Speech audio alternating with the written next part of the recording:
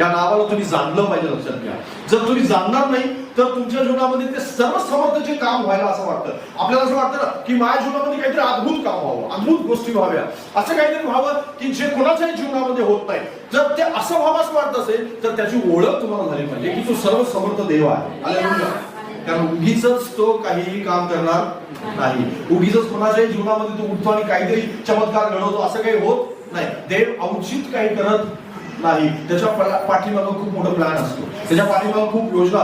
ती योजना तुम्हाला माहित नसते, ती योजना आपल्याला कळत नाही. आपल्याला माहित नसतं की तो काय काम करत आहे, काय योजना आखत आहे, कुठल्या प्रकारच्या गोष्टी बदलत आहे, कुठल्या प्रकारचं काम करत आहे तो, आणि कधी तो देणार आहे, कधी चमत्कार करणार आहे, हे सगळं काही आपल्याला माहित नसतं. आणि म्हणून आपल्याला वाटतं की देवाने औचित काही सर्व घडवलं. औचित परमेश्वर काहीही घडवत नाही. अचानक काहीही देव घडवत नाही. त्याच्या पाठीमागं प्री प्लॅन झालेला असतो. हालेलुया.